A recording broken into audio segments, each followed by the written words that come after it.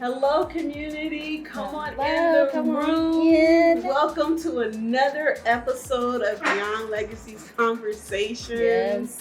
As you can see, we're in a different location, and we're excited to introduce our guest today. But before we do that, I'm John Hold Trace on. Wells. Yes. And I am Erica Fernandez. And we are Beyond Legacy, and Yes. we want to invite you into the room. Come on into the room as we begin the conversation around legacy. Yes. We are in a new location. We are at Oak Grove Center, and we have a special guest with us, Erica. Yes, we do. And we met on a happenstance in August, right? And we was over that 5 a.m. on a Saturday conversation. But yet, the conversation inspired us to show up. Yes. And we showed up, Yes. listen, on a Saturday morning. Saturday morning. 5 a.m. prayer, which is amazing, and coffee and devotion on a Saturday. Yes. You're like, what, 5 a.m.? Okay, we won't have to figure that out. We couldn't do it. But I want you guys to meet Robin McCoy. Yes. She is a wonderful woman of God and doing some amazing things. And so we wanted to bring her on with us and talk about legacy. We've been at many events with her, and legacy is a huge part of what she does and why she does what she does. Well, first of all, hold on. Y'all see this table? Okay. Do y'all see this table? No. Y'all don't have, we don't have a Smellville, whatever they used to call it. I should. If you can smell it. Smell the table. Can you smell the table? Taste buds either, but I've already had my taste. Robin has blessed us with, what is this? Squash? Butternut squash. Only because every video, every conversation with legacy, somehow or another, butternut squash enters into the conversation. Yes. So, I mean, thank you, Robin. It looks amazing. As you can see, Erica's plate already has been eaten. She already started. That means it tastes amazing. But that's all that means. Yeah, I mean, it's an amazing. So thank you for having us in Absolutely. your beautiful, what do you call it? A Absolutely. cafe, restaurant? Bakery. I Yes. love it. So, man, how we want to get started. Again, this is a conversation, as I mentioned. Yeah. And we just want to know a little bit about your background. Okay. Where did you grow up? Yep. And how did legacy kind of show up within your upbringing? Yes. So excited. First off, about legacy, beyond legacy, what it represents. I love the ladies around the table. I love the atmosphere. I love what you project about legacy. And that's one of the reasons why I'm here. I'm standing on the shoulders of my ancestors. Amen. And a little bit about myself. And I love to tell my testimony. And my testimony is that I was born and raised in Gary, Indiana. I was the youngest of 4. Oh, wow. The baby. The baby and the Dutch. The youngest. So let's stop there for just a minute, because is that something that probably irked you as you were growing up when people would call you the baby and things like that? That's funny. I like it. I had to prove myself. Yeah. The youngest. Yeah. I can see that. So the youngest of 4, we had a stable household until my dad passed away at the early age of 5. I was 5 years old when my dad passed away. And just actually being in this conversation, being in the space where we are today, just really, just take me back to the sacrifice of my mom. Because now she's widowed with 4 children. Me being the youngest, 5, the oldest is 11. Wow. Yeah. Hey, wow. So 3rd grade education. My dad was sharecroppers. She decided to open up a restaurant. Really? Wow. Nice. She decided to open up a restaurant. I never thought that I would be, doing what I'm doing now.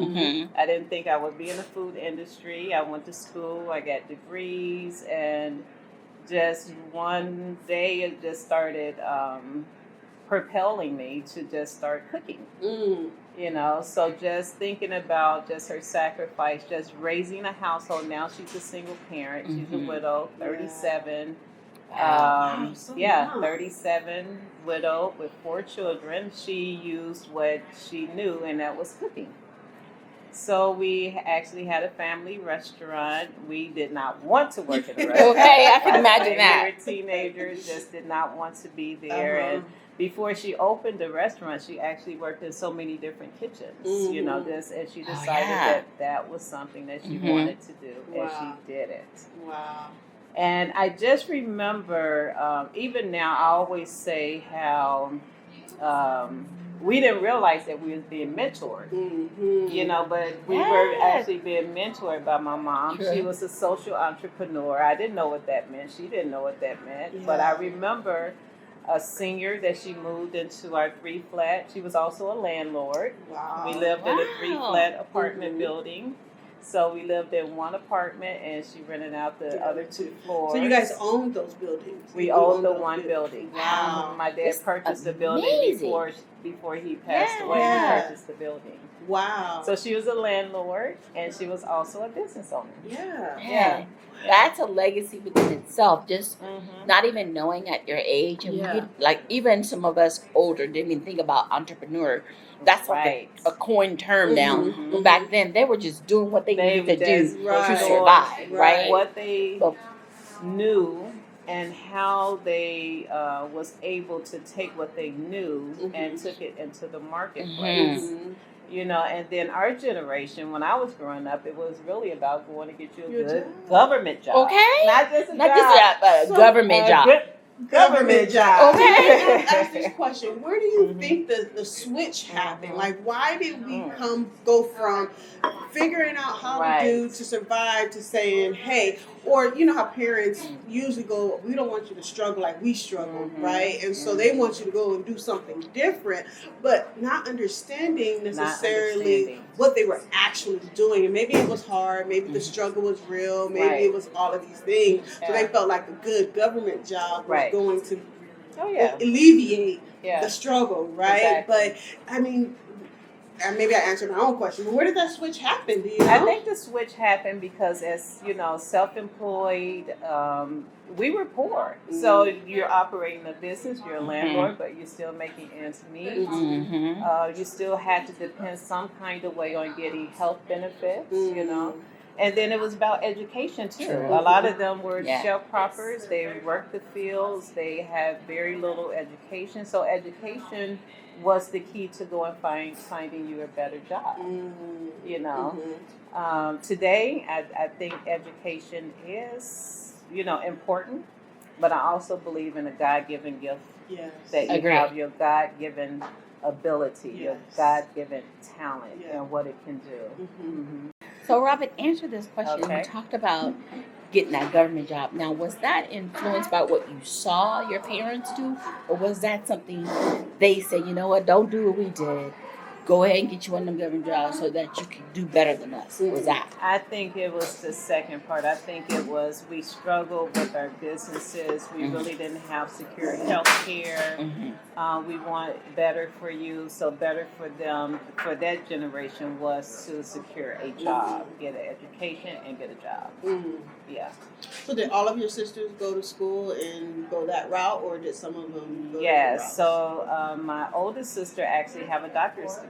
So she is 2 from our generation that actually, between cousins and siblings, that actually received doctorate degrees.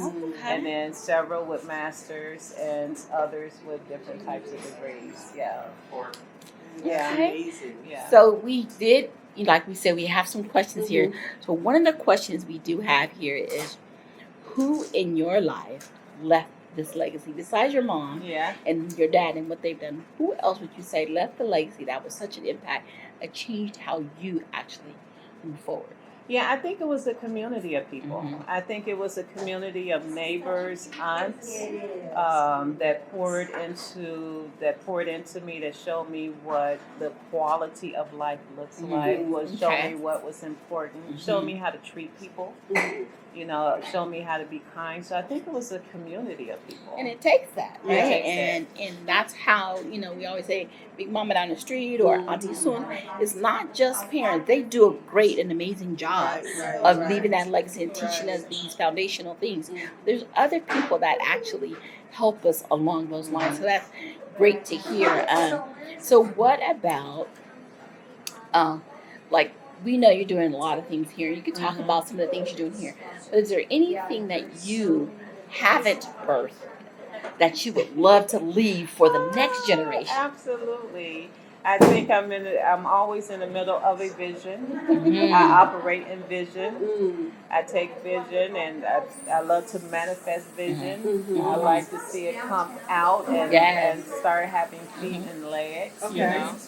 And the journey, we was sharing a little bit about the journey here, is that the location where we're currently is that, and I think we was talking a little bit about my mom and how she was a social entrepreneur. Well, I didn't know what that meant. I just knew what she did. And it was a senior that she moved into a building. It was a family of 5 that she moved into our 2-bedroom apartment. And, she was showing me community. She was showing me how to care for others, So just during this journey and where I am now, it just was always trying to find purpose with what I do. So purpose with what I do.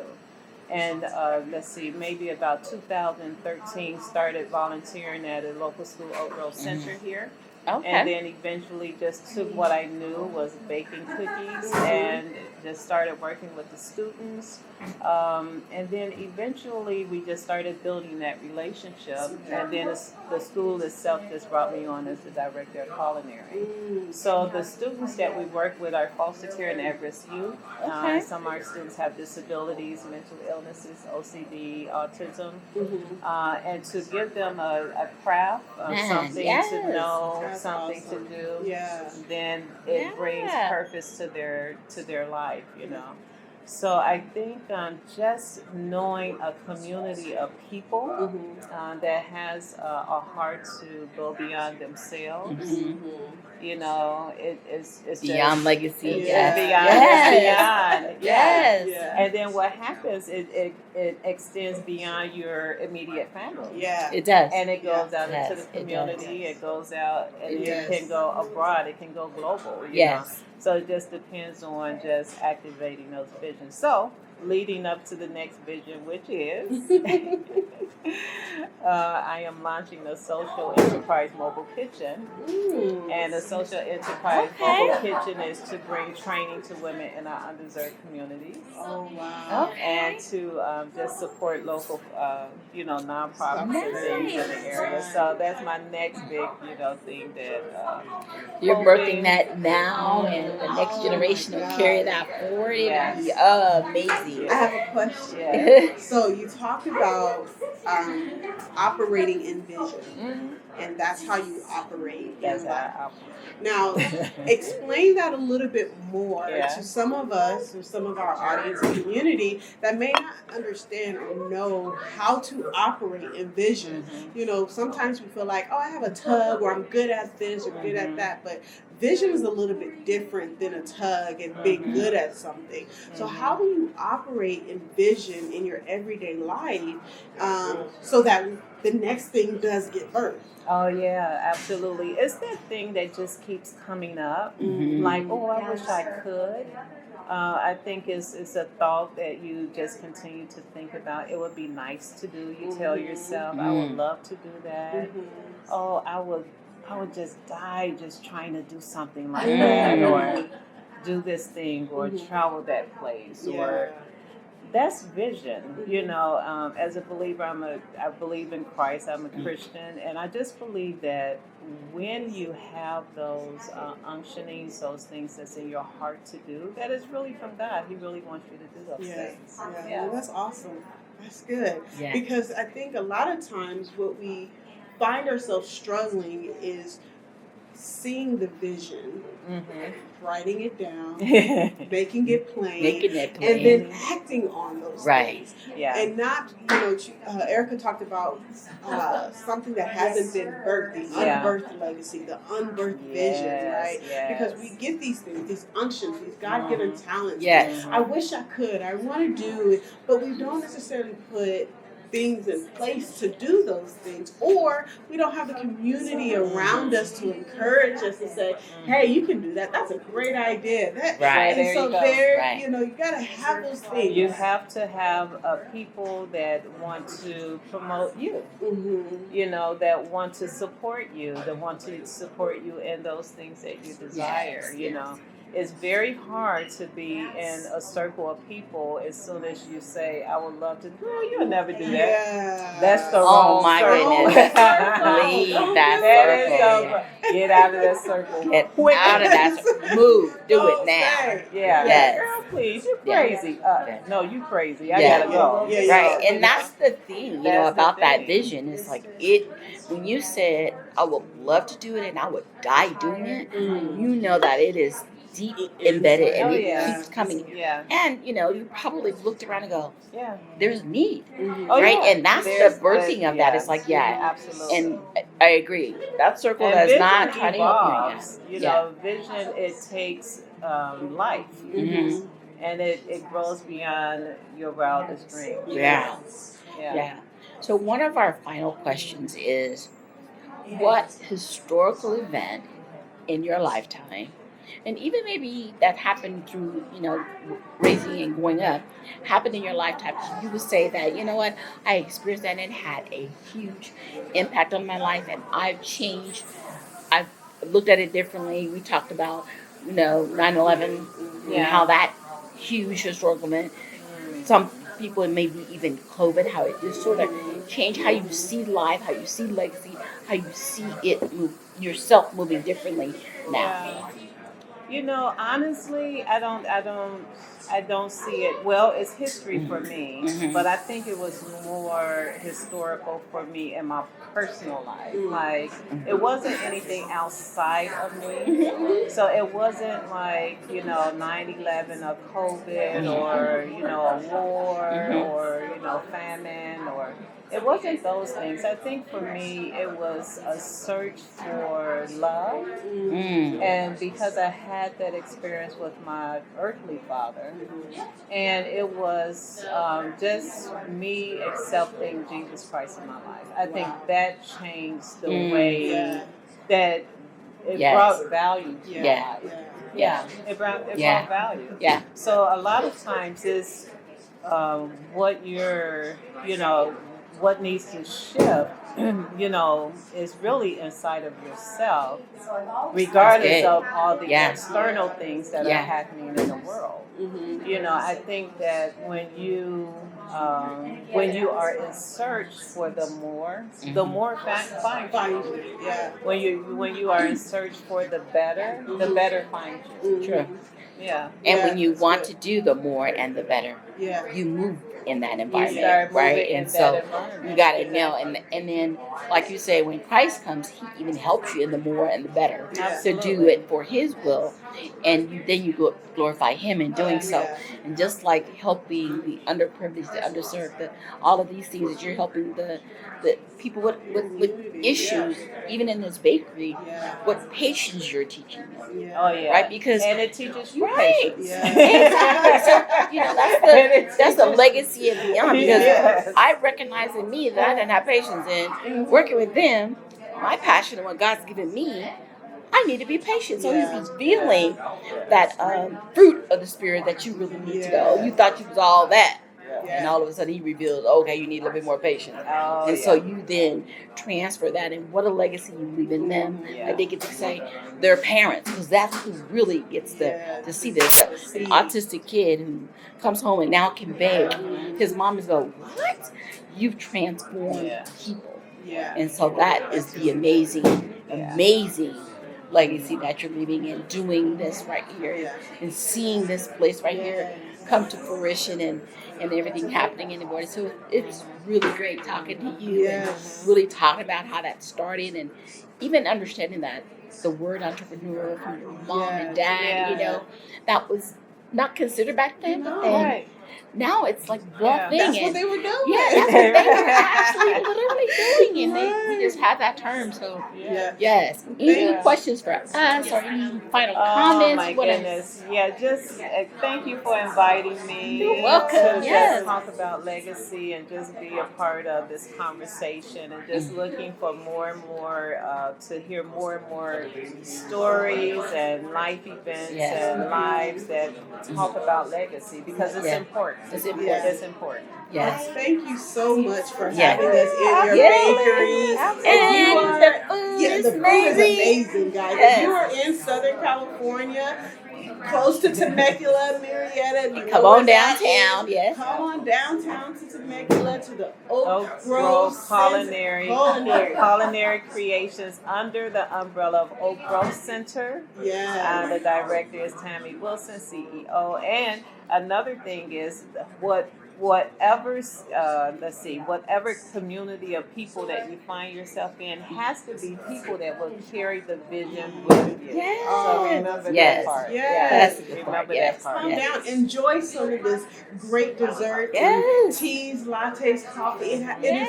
excellent. So Yes. And you have a vision about a particular dish. yes. Give